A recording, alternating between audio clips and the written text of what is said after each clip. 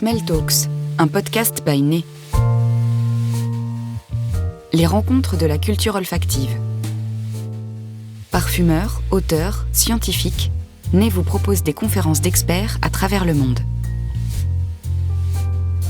The International Fragrance Association, which sets standards for safety in fragrance, also defends workable regulations to maintain the widest palette of ingredients for perfumers.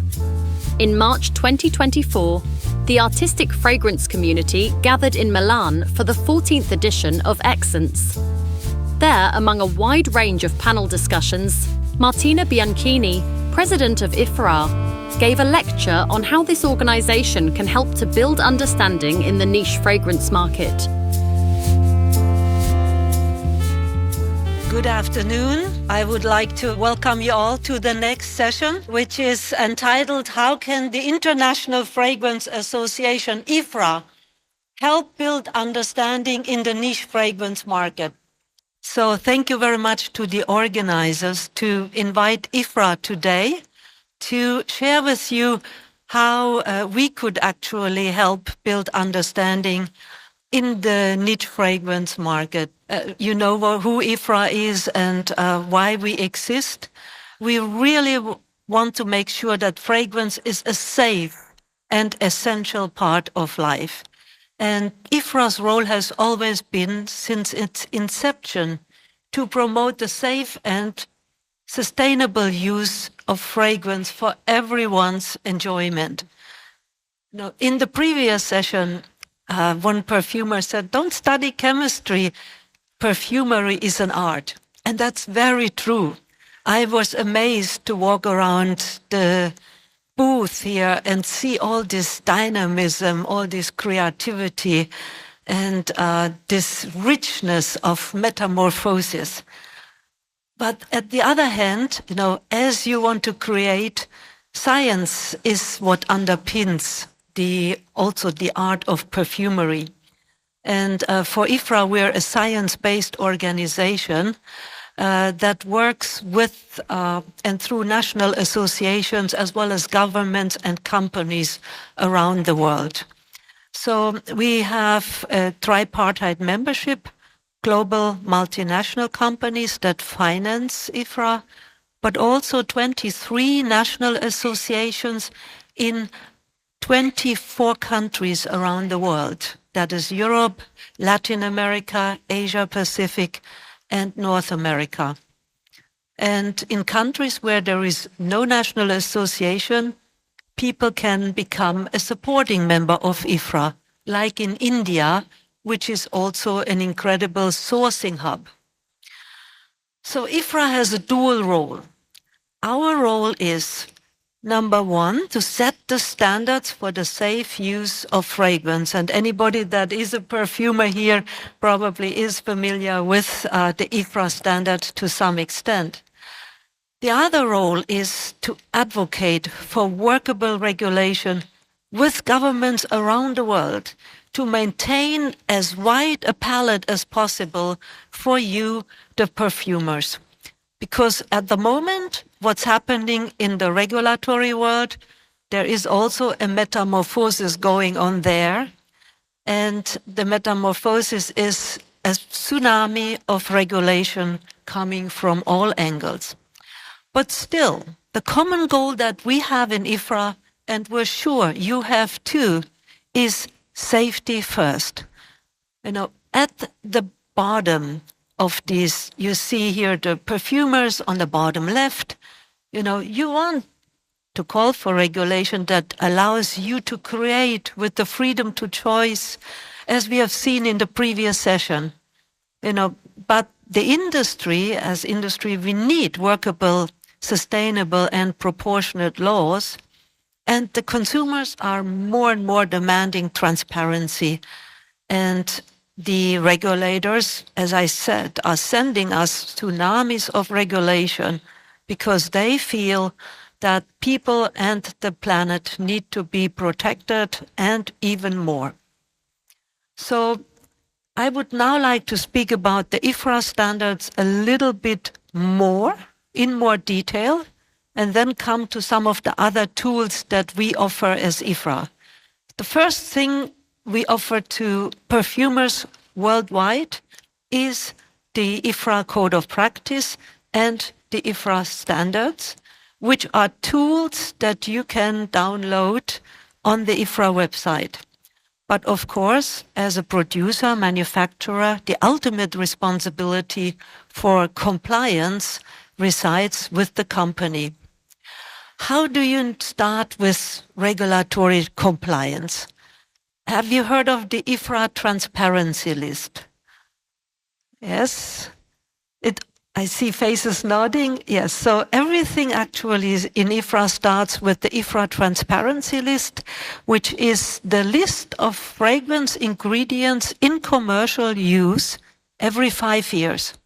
And we know today in the fragrance industry, there are 3,619 ingredients that are in use, in commercial use. And some of them are fragrance ingredients used for their scent, some are functional ingredients, but some are synthetic, some are naturals, but all of them are on the list. And if they are on the IFRA transparency list, then actually they are in the scope and in the inventory of the perfumer's palette. And we do a survey, a global volume of use survey every 5 years. We send this out to the whole world. That's our member associations, but also other non-members. And we gather the data to inform the next publication of the transparency list. Why do we do that? Because the fragrance ingredients on the IFRA transparency list, they get a safety assessment.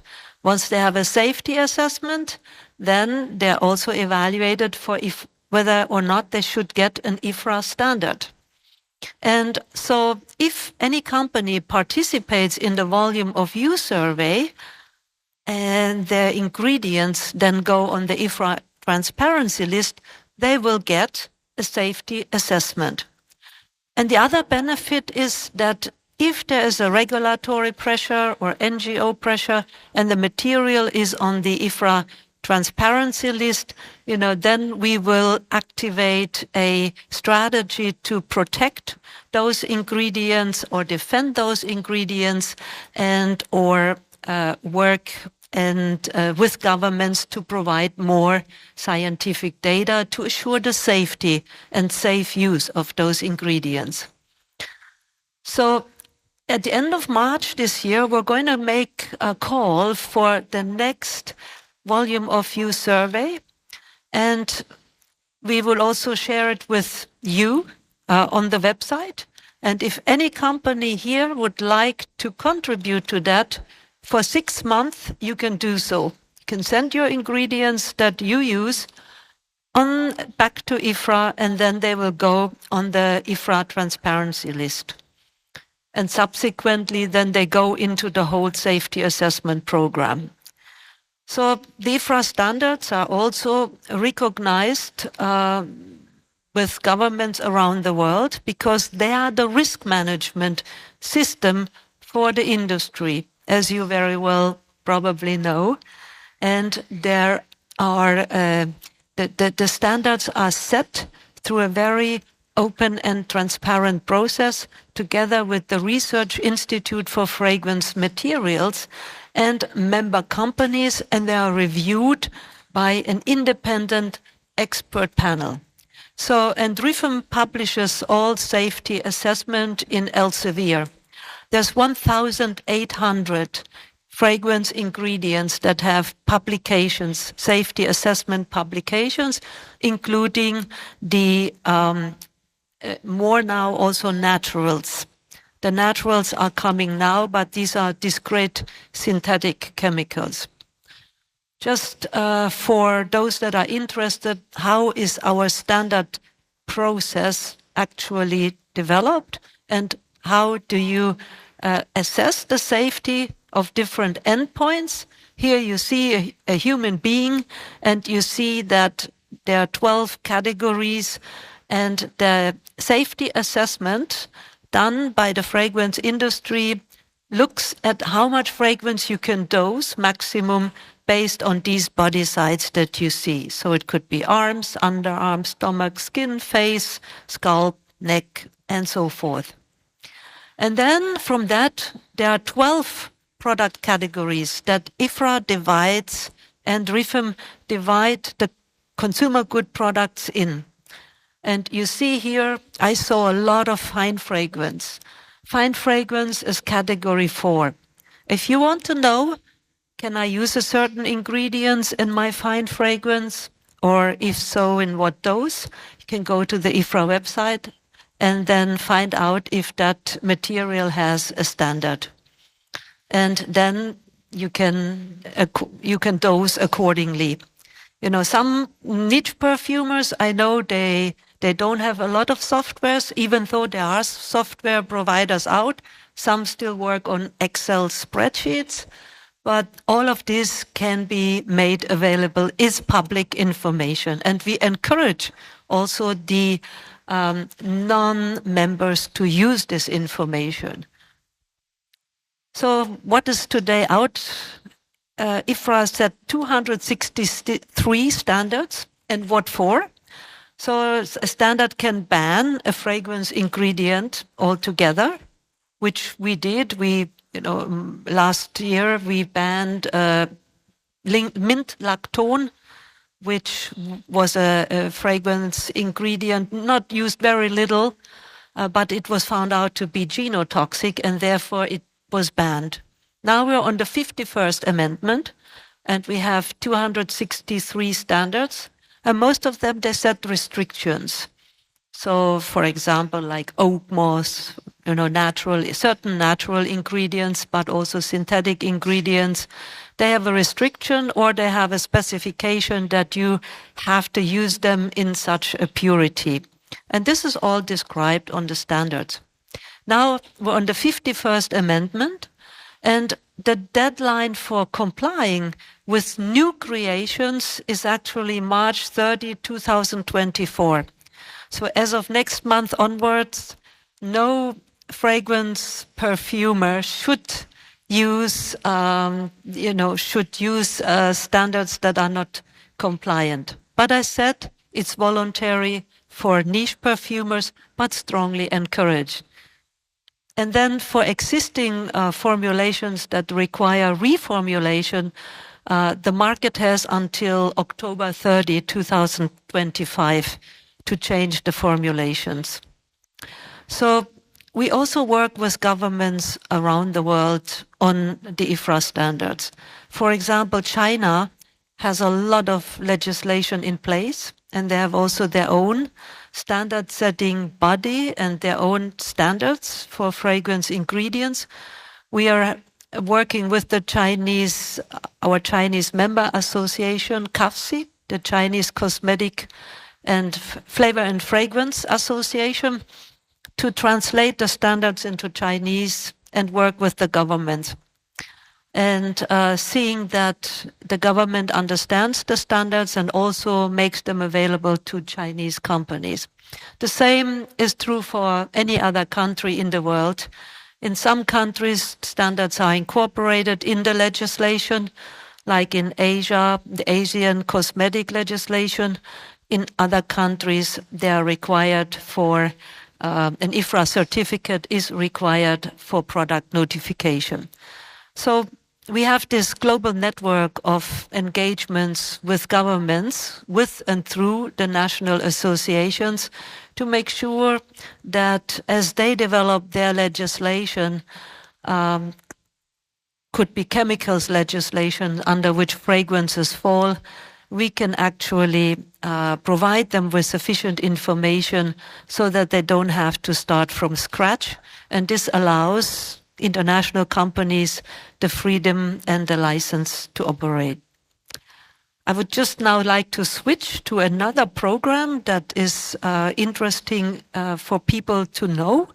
It's called IDEA, International Dialogue for the Evaluation of Allergens, because allergens are going up everywhere, and including allergens from many different sources.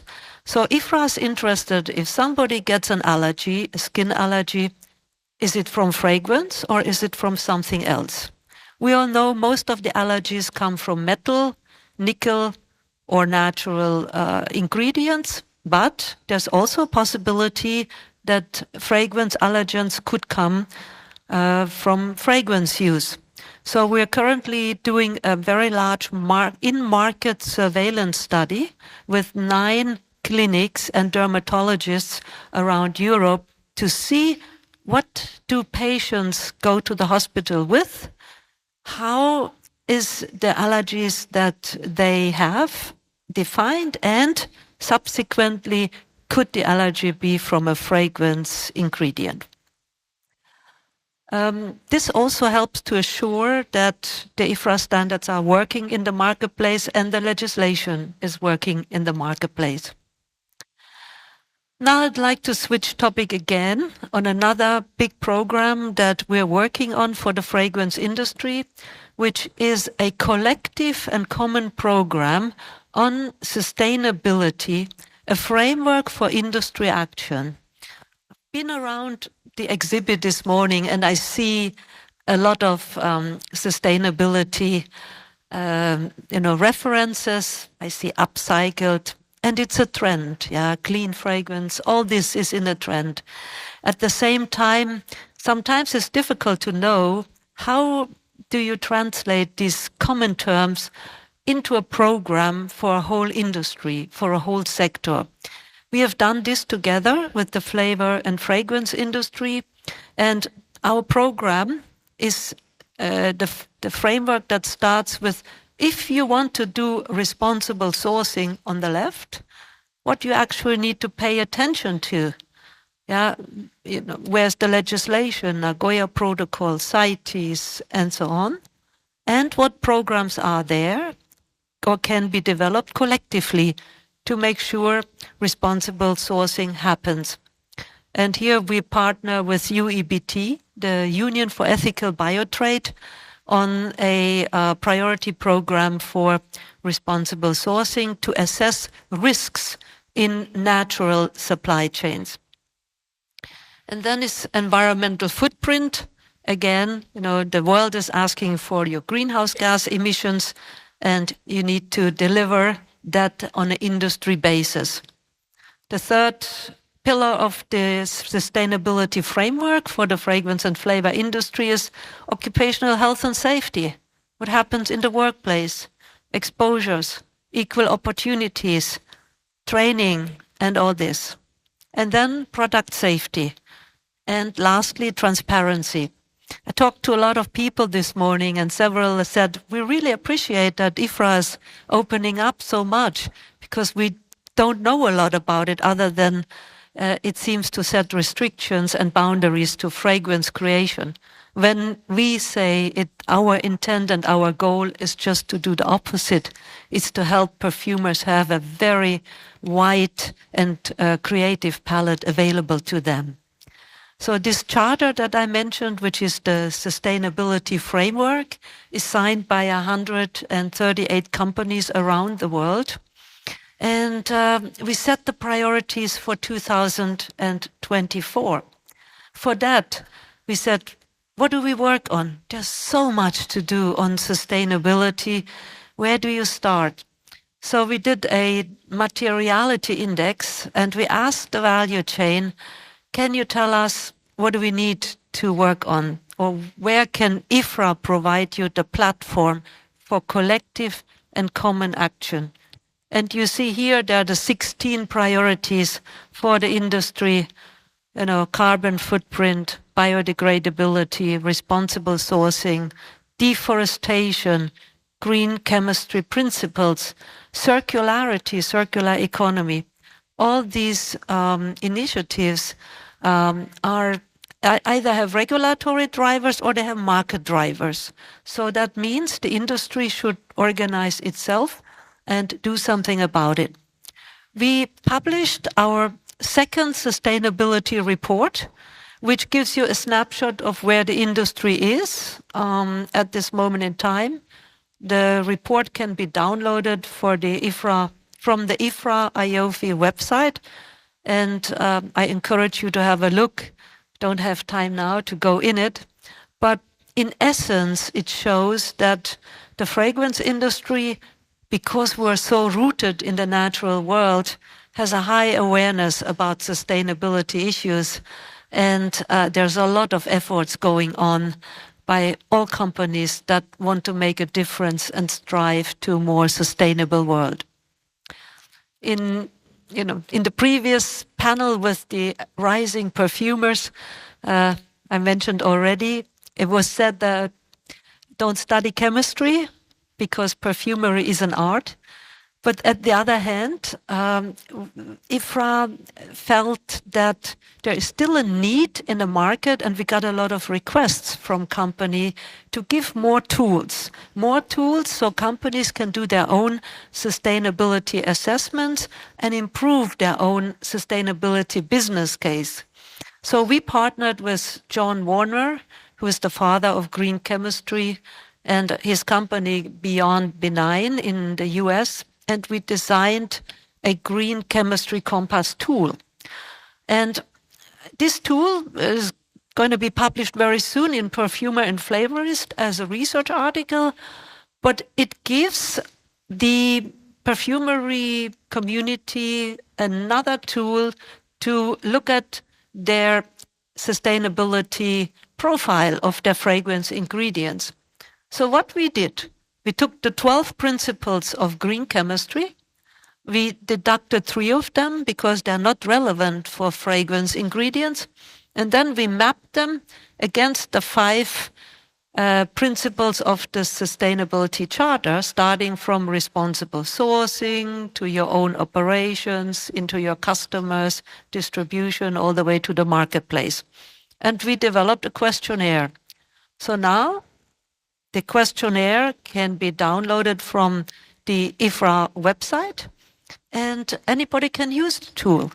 It will be free of charge, and if you have questions on, how do you answer this or that question, again, we will maintain this and will be available as Q&A, because this was developed with a lot of company experts that have also either green chemistry programs in place or green chemistry initiatives. So what is the IFRA added value?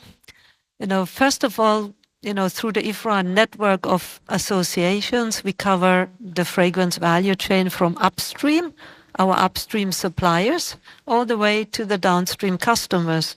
So it has a global value chain approach.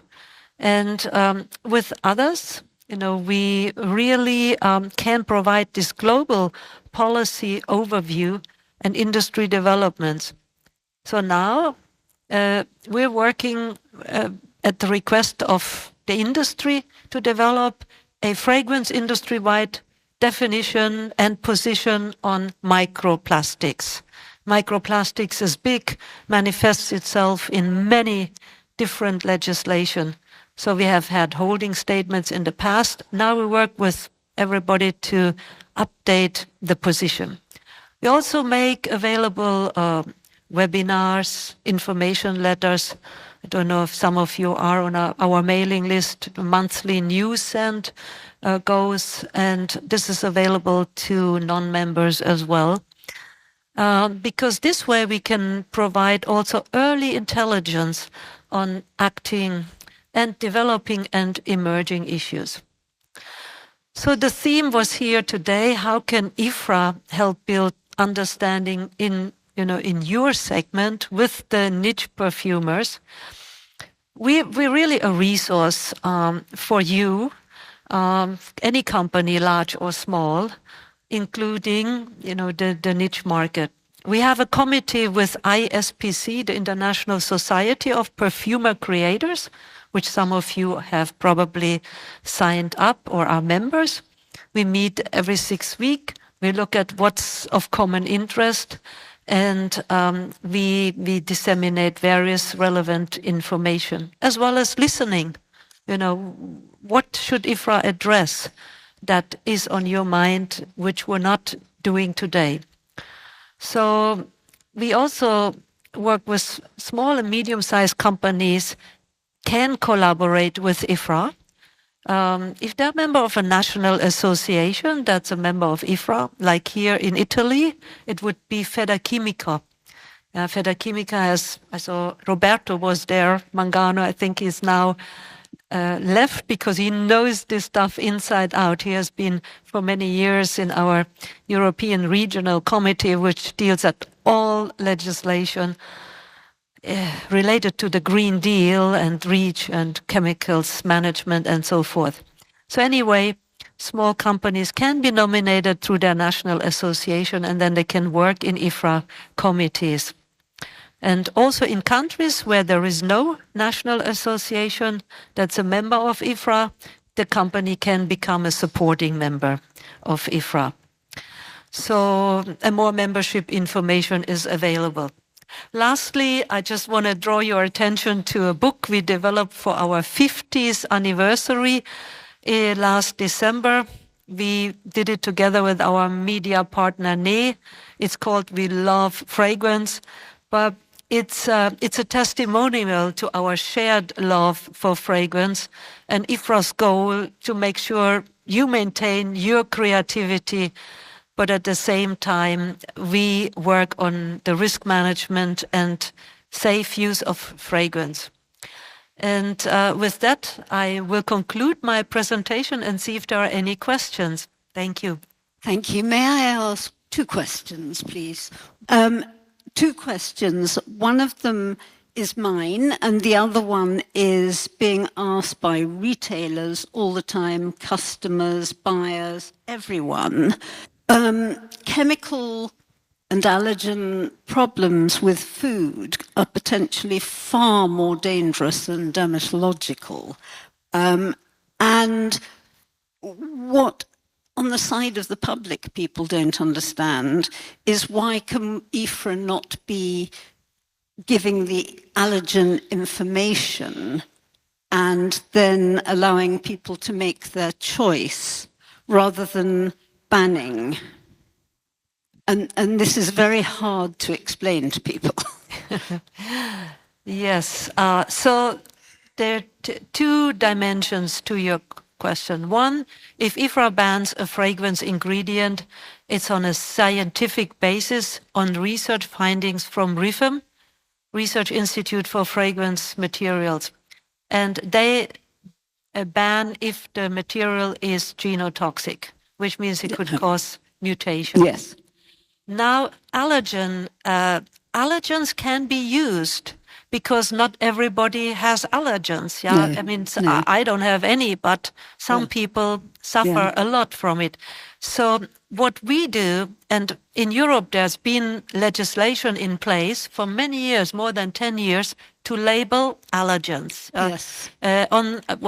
IFRA doesn't need to label because we're B2B supplier to our customers, but our customers, which are the ones that make the finished good products, they have to label the allergens on their products, and for that they need the information from IFRA. So we work, for example, with Cosmetic Europe, which is the European umbrella cosmetic organization, because you may be aware that there's new legislation in place in Europe that increased the labeling requirement from 26 allergens to, I think it's 81 or 82. Yes. So now, and before that came into law, we worked with Cosmetic Europe in a perfumery working group where also the companies are there, the CPG companies, the big ones, they are in that group, and we looked at what information needs to be given in what form, how, can there be some standardization or some harmonization? Yes. It's just hard when you have been using something, and rose oil or something, that's been used for thousands of years, and the buyers in your retailers say, and synthetic is better. It's difficult to make that translation. Yes, and that's a very good point. And what we're seeing is there is a perception out by consumers and the marketplace that natural is better and synthetic is worse. But in IFRA, we put them on equal footing, because also the regulators, and we now just before Christmas had a new legislation passed in Europe called CLP. It's for classification, labeling, and packaging of substances. And in there, a lot of dual-use materials are natural and synthetic. They are both, or they can be produced, found in nature, but they can also be made synthetic, and they're nature identical. So the legislation does not differentiate from the origin of the product. No. A molecule is a molecule, Yes, they say. exactly. Yes, and we're saying this too. Yes. Yes. Yeah, and when that molecule penetrates the skin or the body doesn't know whether it is from a natural or a synthetic source. Yeah, but there is the market always acts, and there is this, what we're also seeing, there are two drivers. One is the policy drivers by the regulators, and the other is the market drivers, or the consumers are just, or the NGOs, the non-governmental organization. Yes. They don't put as much pressure on the fragrance industry, but, the market, they want all these. Yes. And that's why the European Union just now working on a green claims directive, because there are a lot of claims in the marketplace that cannot be substantiated. So there's regulation coming that will also look at, the claims that are made. Are they, can they be substantiated? Yes. I think my point more was the food comparison, because you don't get samples of all the food that you buy in a shop, but we give testers to people so they can try and see if there's a reaction. Although you may die from eating something from anaphylactic shock. I share your frustration. And people have the choice to say, oh, no, I won't buy that one, I'll buy that one. But nobody bans. But my real worry, my question, not our client's question, is we are being terrified about the prospect of the citrus analysis that is looming above our heads. And that's what I'd quite like to ask you, what you think is happening in that direction, please. Yeah.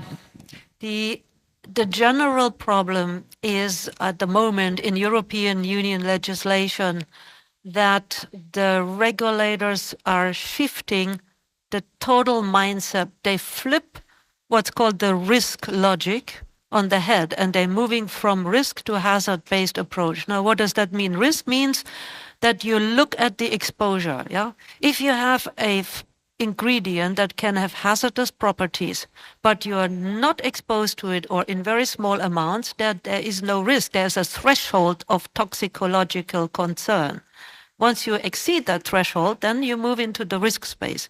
But the regulators in Europe, they say there are thousands of chemicals on the market, and fragrances fall under chemical legislation. Yeah. So, and we need to